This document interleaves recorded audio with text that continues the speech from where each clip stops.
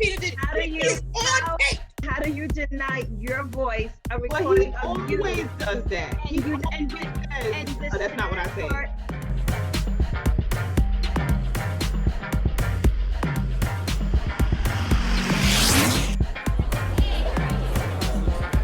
Hello, one and all, and welcome to another episode of Between Sisters. I am Kaya, your host, and we have something to say. Today is nothing but hot topics.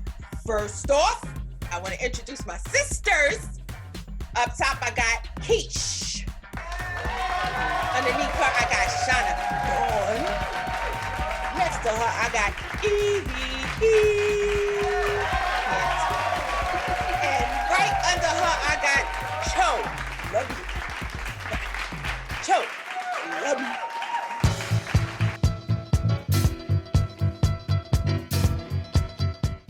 All right, so first up, we got politics. Politics. That's all we seeing in the NEWS.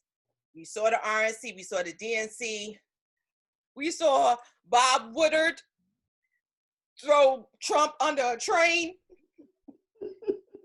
We saw Trump tell us who his nominations are for the next Supreme Court, which is huge. I don't think people understand the severity of that. But it's a lot that's been going on in the news. So who want to tackle it first? Well, first, I want to talk about his rally. Because with COVID being the way that it is, those people did not have on a mask. And then when asked, they said that COVID was fake, it's a lie. But 200,000 people have died. So if it's a lie, The lie detector test, Shauna, determined that's a lie. It wasn't 200,000. okay, Right so now, how, 196,000. okay. It's Okay. not 200. Okay, that clears it up. for me. Don't juke the numbers. Don't juke the numbers. Lie like Trump do. How insulting is it to the people that lost their lives and the family that have people that lost their life? How insulting is it that you're going to have all of these people in this area with no mask, not taking proper precautions? And it's just like, really? Like, ain't we in a pandemic? Like, I know some people that lost jobs for this. Like, really? And I truly believe anyone that was there, if they do catch COVID because of being at those rallies, they won't admit it.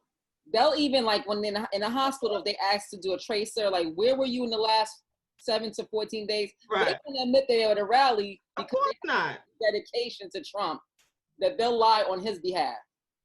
But Trump said verbatim when asked about if he's worried about catching COVID, he was just like, well, I'm on stage. I'm far away. He's talking about himself, but he don't care about the people that's literally standing next to each other in the audience. He's just like, well, I'm on stage. It's. They weren't even like 6 feet apart. They were together. Like, we're singing Kumbaya type of together. Like, I don't understand it. I'm so over him. Not singing Kumbaya, more like kill the black people, but buy my But buy my record first.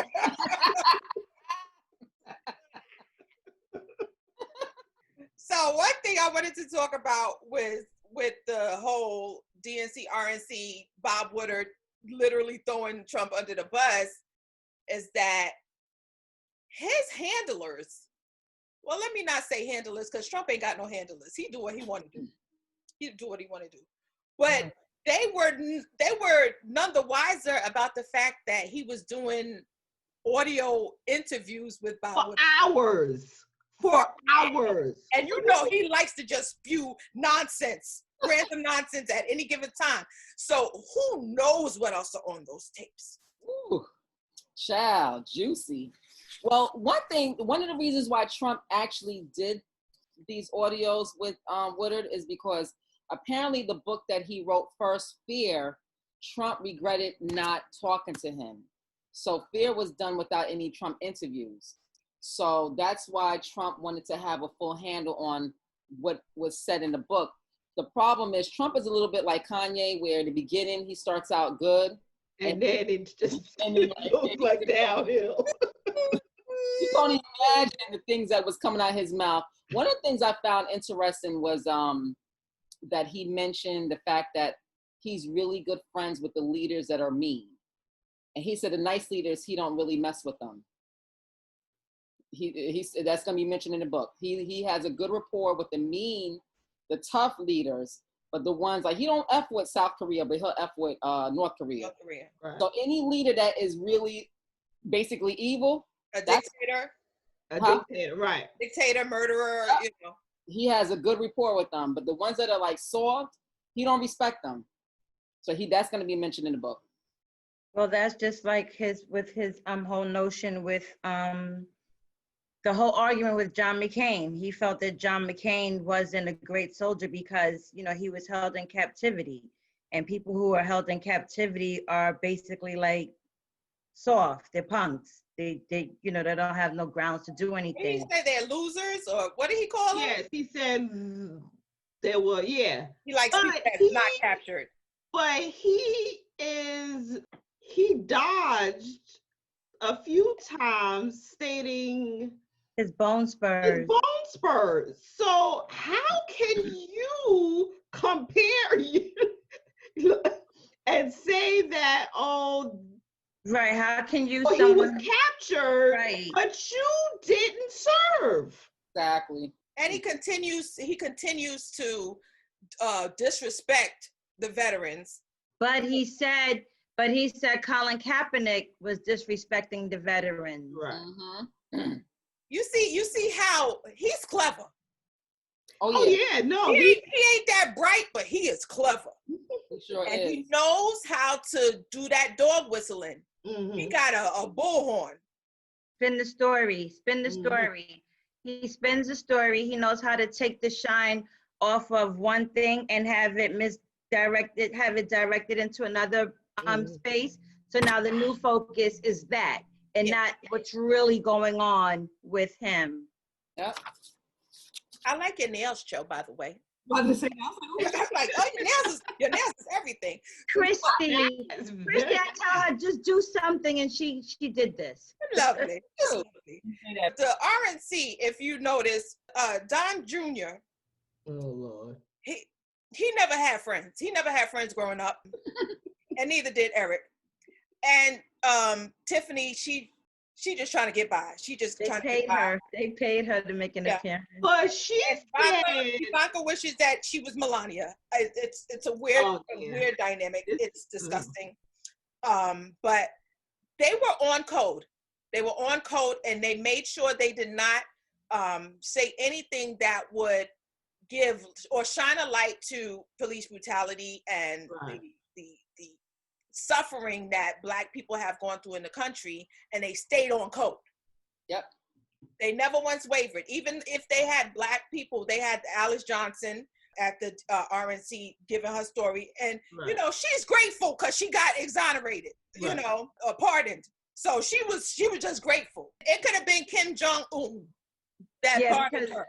But they stayed on code. And even in Bob Woodard's rolling him under the bus and train, he was just like, he asked him about, you know, you and I, we got what's loans from our father and we created a business. You know, do you think that there's a disparity? And Trump was like, no. But do you think Bob Woodward threw him under the bus, or did Trump throw himself under the bus? So it's funny that you say that because Yeah, both. I think Woodard is going to be very clever on how he delivered, or his book came out today. So whoever reads the book is going to see, I'm assuming, is going to see that Woodard is going to be very clever on how he delivers Trump's words. And he's going to make it where it's solely Trump saying these things and him not putting words in Trump's mouth. He said something that was deep. He said that audio is very interesting, how it's like a microscope, and you'll be very surprised how listening to someone speak, how he put it, it's Shine like, a light on their soul. yeah, it is very It exposes them for who they are. That's Yeah. why I always tell everyone, have a conversation with people. You learn so much about who that person is by having a conversation with them. Yep. Trump is denying it. He denying everything that Peter did. How do you He's on tape. how do you deny your voice, a Well, recording he of you? always does that. And you Says, and the "Oh, that's not what I sad said." And the sad part about that is his flock, His base. his flock. They his don't flock, care. They don't care. They don't care. They believe it's so frightening because his base there, it's like a cult. Yeah. It's very cultish. It's like, so if he tells them drink the Kool-Aid all, they will drink the Kool-Aid. It's like he can be the next Jim Jones because I was just about to say. will follow him to the end on believing his word, even when you hear it come out of his mouth. We watch news recordings of Trump. We watch it. Mm-hmm. We hear him at the podium saying these things, and when it's played back, what he said, they'll say, no, Trump didn't say that. You were at that rally. You didn't hear him say it? Oh, not a damn no. No. It's crazy. It's scary. But we have 49 days to go, and Yes. we really need to. Lord, I'm scared. But speaking of the 49 days, I don't know if y'all saw the text that I sent that Hispanics droves are supporting Trump. Yes. But I didn't read your text, but You saw the. I read an article on it, but and that goes a lot into the history of Hispanics and being a part of the Republican Party. I don't know what it is, why. I would need to have a conversation with a Hispanic Republican for them to explain it to me.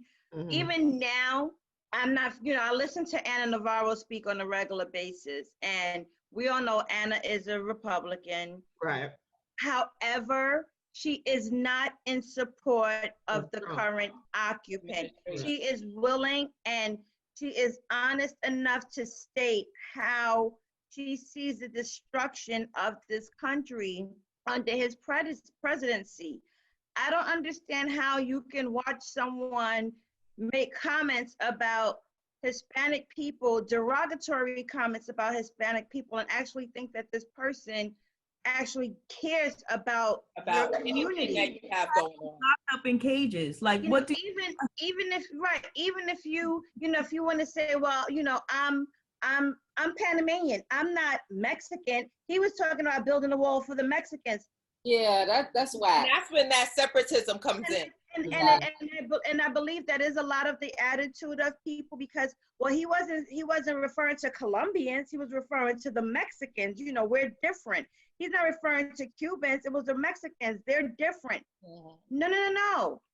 For some people, they don't understand that when people look at Hispanics, they actually look at broad brush. Spanish is your first language? Right. Yeah. Okay. That's all they pay attention to. Right. They don't, divide you by what country you come from. If black is your skin color, I don't care what part of the world you're from. Black. I don't even care where you come from. How would you want that for somebody else? Like, regardless of where they come from, why would you want it for another ethnicity or whatever you want to call it? It's just it's unfortunate, but this is something that I don't know if it will ever change. I don't know if the mindsets will ever change. This is just the makeup of people. And it's going to take a lot. It's going to take a lot to come back to some type of normalcy. And I'm not even talking about normalcy as far as what we were, but trying to be a better us. Because this country has literally said anything goes when it comes to this president. So for anybody that's in office after him, I believe that Trump doesn't feel that anybody should be in office after him unless their last name is Trump. Yeah. Or Kushner. But there has to be some type of accountability on all levels of government. Right. You know what I mean? He can't get another Supreme Court pick. He already has over 200 federal judges throughout the country. RBG is holding on for a Democratic president. Like RBG put her in a bubble. I was just about to say, if we need to put Ruth Bader Ginsburg in a bubble, can we please just put her in a bubble and preserve her for a Democratic president? I agree, because at this point, we need a change. Like, we can't continue to go down this path, because this path is nothing good coming out of it. He's already proven it, and he's been an a-hole to people in the first term. If he gets a second term, he's turning into Kim Jong. Michelle Obama said it. If he wins another term, she said in the DNC that it's going to be worse than what it is now. She's like, if y'all think this is bad, it's going to be worse. I don't see any positives if he were to remain in office. I don't see any positives. He's shown us his destruction. When you listen to, his most recent speeches, and he's stating about what a Joe Biden America will look like. As if he's not the president. But it's so crazy, people are talking about, with the coronavirus and all of the fight, what is Joe Biden doing? Okay, Joe Biden ain't president. Not the president of the United States. That's spin you were talking about. The current occupant is responsible for taking care of some of these matters. And the current occupant, we have on audio talking about coronavirus in February. Oh yeah, it's deadly. And playing it down. Under a Joe Biden America, he's saying that, all of these things that are currently happening will be under a Joe Biden America, but it's currently happening under you, America. And I don't think people pay attention to that message. Right. They say, oh my God, Joe Biden is going to make we're going to have riots under Joe Biden. We got riots now, boo-boo. How many riots have we had in 2020? We have a serious pandemic that we've lost almost 200,000 lives under the Trump administration. Yep. I mean, but remember also one thing that people don't realize to the extent of what it is. Dr. Jill, she gave her speech from a classroom. As parents and just as the school system, the country is like, we're all like in a bubble. Mm-hmm. There's no normalcy for our kids. They can't go outside and play. Like, we were in the park on Labor Day, and my son was playing with kids, and then I saw some kids come to the park with no mask on with me. What? If they don't got a mask, you can't play, And over here. Like, what kind of dialogue is that to have with a kid that just is playing in a park? But this is under Trump's administration. Again, to think about what another 4 years of Trump would look like, with what we're currently going through with the coronavirus and the confusion with what's going on with the school systems right now, and all of the cuts that are happening with medical insurance and with people losing their jobs. We need to make sure that we get someone in that office, and that's with the Biden administration, hopefully, that we pay attention to medical and hold them accountable. Medical, medical, make sure that medical is in place, because there are so many people that will be in need of mental health. The children, I don't know if most of us are really paying attention to our children. We're talking about what we're going through under the pandemic and what it's done to us, but it has a huge impact on the children. These children are hurting mentally. These children are destroyed mentally. Their socialization has been destroyed, and it's so funny because once upon a time you can file a case with ACS on a parent for keeping their child out of school and keeping their kids away from socializing, and we have to keep our kids away from We're socializing. doing that. We have to. That we would get locked up for.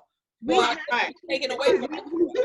You got to do we it now. have to do right now, you know. And I listen to the kids, and you know they're struggling. I'm telling them, well, you know, school, I'm giving y'all a few more days of free time, but you know we got to buckle down come next week. And then like, we don't want to be at home with you doing school. We want to go to school. We want to see our teachers. We want to see our friends. You know, we want to go to school, and I feel bad. It's heartbreaking. It is, and we know that Trump has done so much with where healthcare comes into play, and with so many people losing their jobs. We know a lot of people can't afford Cobra. So then what happens? Cobra is the devil of insurance. Right. That's so Cobra. Sounds devilish. What happens with Cold-hearted snake. But what happens to these people who, you know, they may have received the severance, but you know, they're trying to do the math on, well, can we even afford to continue our coverage, you know, through with my severance payment for Cobra? Right. You know, what do we do now? What other insurance is out there for us? Because we still got to do this. And now I have, you know, my kids who are having trouble sleeping at night, and you know they're sitting in a corner and they're having conversations with them. So like these are things that are actually happening to kids right now. But you know what's sad, Keisha, that a lot of these people that you're talking about are Republicans. Yep. And they can lose their homes, they can lose their cars, they can lose their health insurance, and they still will vote for that man. Mm-hmm. And I'm gonna tell you, not to put a somber on the mood, but if you want to just clear all the bushes, all the clouds, all the smoke, what it all boils down to is racism. And racism is fueling this election. Because at the end of the day, there's so many things that Trump has not done for these Republicans. Mm-hmm. But due to the fact that, the Republicans are using our situation to fuel them winning. So we're looked at as the enemies. They're not going to say that, but that's how they're promoting us to them, to get them to vote. I agree, but in a different way. They're not using it as if, you know, we are a different set of people. They're using it as us being how they've always portrayed us to be. You understand? Like Lyndon Johnson said. It's like Lyndon Johnson said. Sorry? I said it's like Lyndon Johnson said. You convince the poorest white man that he's better than a well-to-do black man. Yeah. So it goes back to Make America Great Again. That whole when was it great? Nobody can tell me yet. That was when we were slaves. We know what is meant behind that slogan. When Trump is on again at a podium stating that he's going to keep, you know, affordable housing out of your communities, so you don't have to worry about, you know, having a certain set of people in your neighborhood to destroy your neighborhood. We know what that means. We've seen that happen. We know what is meant by that. It has been done. It has been done over and over and over again. I know, that's what I just said. Redlining. Mm-hmm. You know, so we know what that means. You can do a quick lesson. So his rhetoric is only continuing the rhetoric of yesterday. It's like a lullaby. It's like a lullaby to a lot of these Republicans. It soothes them at night to sleep, to hear the stuff that he says, to know that this is what he is spewing. This is like a lullaby to them, and it's just like, go to sleep. And then, you know, they because it's like a cult trance lullaby that they're in, because they believe that the black man, the Hispanic man, even the Hispanics that feel that they white, the Jews have come to this country to take what's theirs and to replace them and all of this good stuff. And bruh, you had a 400-year head start. If you ain't got what you needed to get in 400 years, I'm sorry. Oh well. It will never ever be enough. You know, the share that hit in Moonlight and Moonwalk, what is it? When he's like, snap out of it. Like, that's what I wanted. Moonstruck. Oh, moonstruck. Snap out of it. Like, you don't understand what's going on? Hot Topics gets even hotter. So stay tuned for scenes from the next episode of Between Sisters. He was offered a bottle of water. He was treated like he was carrying a torch in the Olympics. Well, Because he according was. to Don Jr., we all do stupid things at the age of 17.